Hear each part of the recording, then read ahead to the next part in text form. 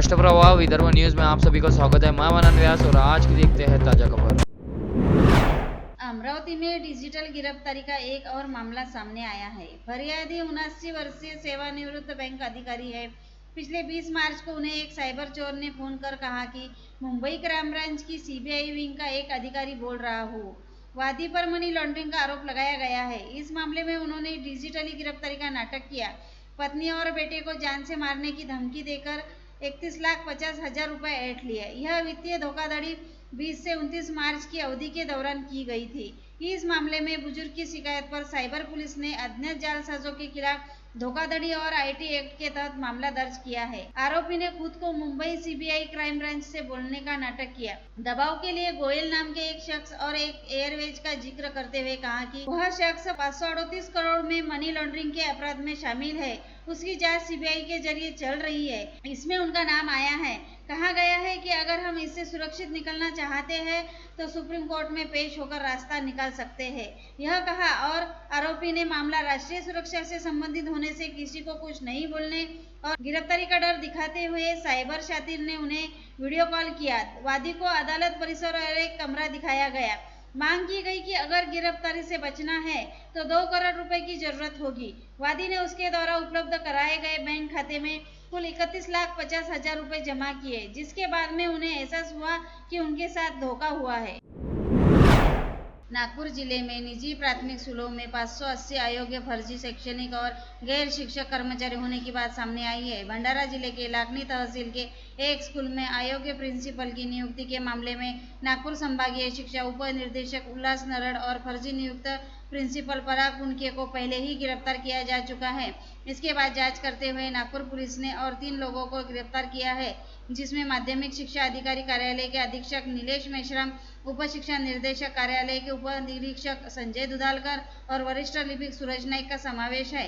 नीलेश मेश्राम कई वर्षों से फर्जी दस्तावेजों के आधार पर शिक्षकों के प्रमोशन प्रस्ताव तैयार करने, उन्हें प्रमोशन दिलाने, फर्जी स्कूल आईडी बनाने में दस्तावेजों की मदद करने में अग्रणी माना जाता है। चर्चा है कि नीलेश मेश्राम इस पूरे घोटाले का मास्टरमाइंड है और यह भी आरोप है कि उसके पास करीब 50 करोड़ रुपए की संपत्ति है।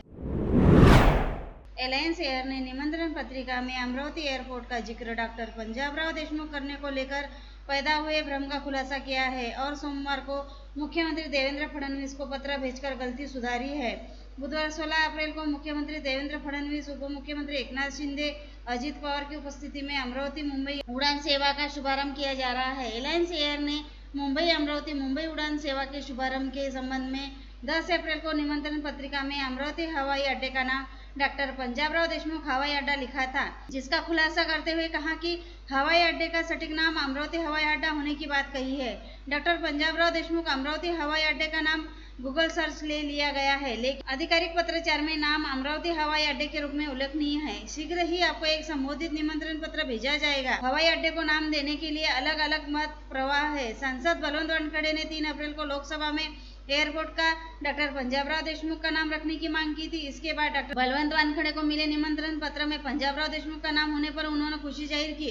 दूसरी ओर यह भी मांग उठी है कि अमरावती हवाई अड्डे का नाम प्रचारचक्षु संत गुलाबराव महाराज के नाम पर रखा जाना चाहिए, लेकिन वर्तमान में बेलोरा में हवाई अड्डे का नाम अमरावती हवाई अड्डा है, ऐसा एमएडीसी ने स्पष्ट किया है। एक नाबालिग छात्र को उसके ही दोस्त ने शीत पेय में जहर मिलाकर हत्या करने का मामला सामने आया है। हत्या के बाद आरोपी दोस्त ने छात्र के घर पर खड़ी कार पर पत्र रखकर फिरौती मांगने की भी कोशिश की। यह घटना हुड़केश्वर पुलिस स्टेशन के अंतर्गत आने वाले नीलकंठ नगर में हुई है। 4 दिन बाद इसका खुलासा हुआ। मृतक की पहचान 17 वर्षीय वेदांत उर्फ विजय कालिदास खंडाते के रूप में हुई है, जबकि उसका दोस्त 18 वर्षीय मिथिलेश चकोते आरोपी है। वेदांत ने हाल ही में अपनी 12वीं की परीक्षा दी थी। उनके पिता एक तकनीशियन है और उनकी एक बहन भी है। उसके पिता ने कुछ दिन पहले पुश्तैनी खेत बेच दिया था। 1 साल पहले वह नीलकंठ नगर में रहने आए। इसके बाद मिथिलेश और वेदांत अच्छे दोस्त बन गए। मिथिलेश को पता था कि पैसा वेदांत के परिवार के पास आया है। मिथिलेश एक गरीब परिवार से है। उसे वेदांत की समृद्धि से ईर्ष्या थी। कम समय में अमीर बनने के ख्याल से उसने फिरौती वसूलने की साजिश रची। 8 अप्रैल को मिथिलेश ने वेदांत को कोल्ड ड्रिंक पीने के लिए चलने को कहा। वे एक पान ठेले पर गए और वहां से कोल्ड ड्रिंक ली। वेदांत को बिना बताए मिथिलेश ने उसे बेहोश करने के लिए कॉकरोच की दवा उसमें मिला दी। कोल्ड ड्रिंक को पीने से कुछ देर बाद ही वेदांत की हालत खराब हो गई। परिजनों ने उसे सकरदरा के एक निजी अस्पताल में भर्ती कराया। इसी बीच 10 अप्रैल को वेदांत के पिता को कार के बोनट पर एक चिट्ठी मिली, जिसमें कुछ दिन पहले फसल की बिक्री से मिली होने और फिरौती की रकम एक ढाबे पर पहुंचाने की बात कही गई। पत्र लिखने के बाद वेदांत का परिवार सदमे में आ गया। इसी बीच शनिवार सुबह इलाज के दौरान वेदांत की मौत हो गई। उन्होंने हुड़केश्वर पुलिस को सूचना दी। इसके बाद पुलिस ने आकस्मिक मौत का मामला दर्ज किया। पोस्टमार्टम रिपोर्ट में वेदांत को जहर दिए जाने की बात सामने आने के बाद पुलिस ने मिथिलेश को पूछताछ के लिए वापस बुलाया। जब पुलिस ने उसके खाकी का दम दिखाया तो उसने हत्या की बात कबूल कर ली। मध्य रेलवे के भुसावल मंडल द्वारा प्लेटफॉर्म टिकट बिक्री से आय में पिछले साल की तुलना में इस साल 39.53% की बढ़ोतरी हुई है। भुसावल डिवीजन ने वर्ष 2023-24 में प्लेटफॉर्म टिकट बिक्री से 3.01 करोड़ रुपए कमाए। वर्ष 2024-25 से विभाग ने 4.2 करोड़ रुपए का राजस्व एकत्रित किया है। वहीं पिछले वर्ष की तुलना में माल यातायात में 67.11% की वृद्धि दर्ज की गई है। विभाग को 2023-24 में माल परिवहन से 1.49 करोड़ रुपए का राजस्व प्राप्त हुआ है। 2024-25 में यह आय 2.49 करोड़ रुपए तक पहुंच गई है। अंबेडकर जयंती की पूर्व संध्या पर बडनेरा नई बस्ती के अशोकनगर में विश्व भूषण डॉक्टर बाबा साहेब आम्बेडकर की प्रतिमा एवं स्मारक का उद्घाटन विधायक रवि राणा द्वारा किया गया। इस अवसर पर नागार्जुन सुराई ससाई डॉक्टर प्रशांत रोकड़े की प्रमुख रूप में उपस्थित थे। राणा इनके 45 लाख की निधि से सौंदर्यीकरण का काम किया गया है। महामानव डॉक्टर बाबा साहेब आम्बेडकर की 134वीं जयंती आज हर्षोल्लास के साथ मनाई गई। कल रात 12 बजे विधायक रवि राणा, डॉक्टर राजेंद्र गवई, सीपी नवीन चंद्र रेड्डी ने इरविन चौक स्थित डॉक्टर बाबा साहेब आम्बेडकर के स्मारक के दर्शन किए और पुष्पमाला अर्पित की। आज सुबह से ही हजारों अनुयायियों ने महामानव का अभिवादन किया, जिससे सांसद बलवंत वानखेड़े, विधायक सुलभा कोड़के, विधायक संजय कोड़के सहित सभी दलों की नेताओं ने महामानव का अभिवादन किया। महामानव को अभिवादन करने के लिए इरविन चौक पर जनसागर उमड़ पड़ा है।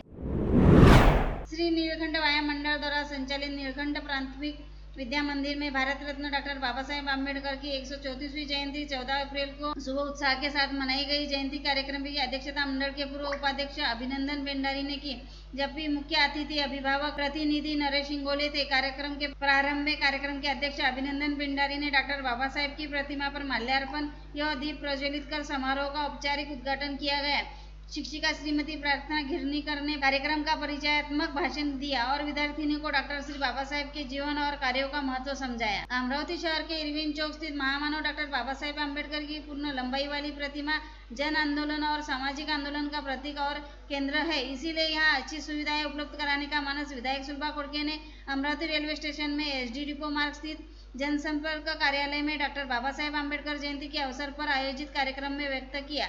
इस अवसर पर विधायक संजय कोड़के सहित राष्ट्रवादी कांग्रेस पार्टी के कार्यकर्ता बड़ी संख्या में उपस्थित थे। राज्य के मुख्यमंत्री देवेंद्र फडणवीस के निर्देश पर सामान्य प्रशासन विभाग की ओर से सभी सरकारी व अर्ध सरकारी कार्यालयों हेतु 100 दिन का कृति प्रारूप तैयार किया गया है। इसके तहत पुलिस थाने में लंबी अवधि से जब्त पड़े माल व साहित्य का निपटारा करने की विशेष मुहिम चलाई जा रही है। इसी के तहत जिले के 22 पुलिस थानों में राज्य उत्पाद शुल्क विभाग एवं पुलिस की ओर से संयुक्त तौर पर की गई कार्रवाइयों के तहत जब्त किए गए 47,74,000 रुपए मूल्य की शराब के स्टॉक को नष्ट कर दिया गया। और लेटेस्ट न्यूज़ देखने के लिए राष्ट्रप्रभा चैनल को लाइक और सब्सक्राइब कीजिए।